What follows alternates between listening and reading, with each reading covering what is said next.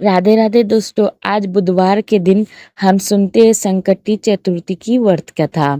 एक समय की बात है कि विष्णु भगवान का विवाह लक्ष्मी जी के साथ निश्चित हो गया। विवाह की तैयारी होने लगी। सभी देवताओं का निमंत्रण भेजे गए, परंतु गणेश जी को निमंत्रण नहीं दिया गया।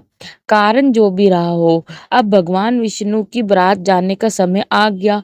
सभी देवता अपनी पत्नियों के साथ विवाह समारोह में आए।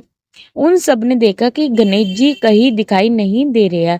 तब वे आपस में चर्चा करने लगे कि क्या गणेश जी को न्योता नहीं गया है, यह स्वयं गणेश जी ही नहीं आए हैं। सभी को इस पर बात पर आश्चर्य होने लगा। तभी सबने विचार किया कि विष्णु भगवान से ही इसका कारण पूछा जाए। विष्णु भगवान से पूछने पर उन्होंने कहा कि हमने गणेश जी के पिता भोलेनाथ महादेव को न्योता भेजा है। यदि गणेश जी अपने पिता के साथ आना चाहते हैं तो आ जाते। अलग से न्योता देने की कोई आवश्यकता भी नहीं थी। दूसरी बात यह है कि उनको सवा मन मूंग, सवा मन चावल, सवा मन घी और सवा मन लड्डू का भोजन दिन भर में चाहिए। यदि गणेश जी नहीं आएंगे तो कोई बात नहीं, दूसरे के घर जाकर इतना सारा खाना पीना अच्छा भी नहीं लगता। इतनी वर्ता कर रही रहे थे कि किसी एक ने सुझाव दिया, यदि गणेश जी ना भी आ जाए तो उनको द्वारपाल बनाकर बिठा देंगे कि आप घर की याद रखना। आप तो चूहे पर बैठकर धीरे धीरे चलोगे तो बारात से बहुत पीछे रह जाओगे। यह सुझाव भी सबको पसंद आया, तो विष्णु भगवान ने भी अपनी सहमति दे दी। होना क्या था कि इतने में गणेश जी वहां आ पहुंचे और उन्होंने समझा बुझाकर घी घर की रखवाली करने बैठा दिया। बारात चल दी। तब नारद जी ने देखा कि गणेश जी तो दरवाजे पर ही बैठे हुए हैं, तो वे गणेश जी के पास गए और रुकने का कारण पूछा। गणेश जी कहने लगे कि विष्णु भगवान ने मेरा बहुत अपमान किया है। नारद जी ने कहा कि आप अपनी मुश्क सेना को आगे भेज दे तो वह रास्ता खोद देगी, जिससे उनके वाहन धरती पर धस जाएंगे। तब आपको सम्मानपूर्वक बुलाना पड़ेगा। अब तो गणेश जी ने अपनी मूषक सेना जल्दी से आगे भेज दी और सेना ने जमीन खोखली कर दी। जब बारात वहां से निकली तो रथों के पहिए धरती पर धस गए। लाख कोशिश करे परंतु पहिए नहीं निकले।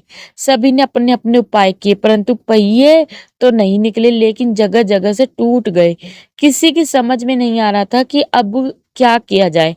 तब तो नारद जी ने कहा, आप लोगों ने गणेश जी का अपमान करके अच्छा नहीं किया। यदि उन्हें मानकर लाया जाए तो आपका कार्य सिद्ध हो सकता है और यह संकट टल जाएगा। शंकर भगवान ने अपने दूत नंदी को भेजा और वे गणेश जी को लेकर आए। गणेश जी का आगर मान सम्मान के साथ पूजन किया। तब कहीं रथ के पहिए निकले। अब रथ के पहिए निकल तो गए परंतु वे टूट फूट गए, तो उन्हें सुधारने कौन आएगा। पास के खेत में खाती काम कर रहा था, उससे बुलाया गया। खाती अपना कार्य करने के लिए पहले श्री गणेशाय नमः कहकर गणेश जी की वंदना मन ही मन करने लगा। देखते देखते खाती ने सभी पहियों को ठीक कर दिया। वह खाती कहने लगा कि हे देवताओं, आपने सर्वप्रथम गणेश जी को नहीं मनाया होगा और ना ही उनकी पूजन की होगी, इसलिए तो आपके साथ ये संकट आया है। हम तो मूर्ख अज्ञानी है, फिर भी पहले गणेश जी को पूजते हैं, उनका ध्यान करते हैं। आप लोग तो देवता गण है, फिर भी आप गणेश जी को कैसे भूल गए। अब आप लोग भगवान श्री कृष्ण जी की जय बोलकर जाए तो आपके सब काम बन जाएंगे और कोई संकट भी नहीं आएगा। ऐसे कहते हुए बारात वहां से चल दी और विष्णु भगवान का लक्ष्मी जी के साथ विवाह संपन्न करा के सभी सकुशल घर लौट आए। हे गणेश जी महाराज, आपने विष्णु जी को जैसो कार्य सारियो ऐसे कारज सबको सिद्ध कर दो। बोलो गजानन भगवान की जय।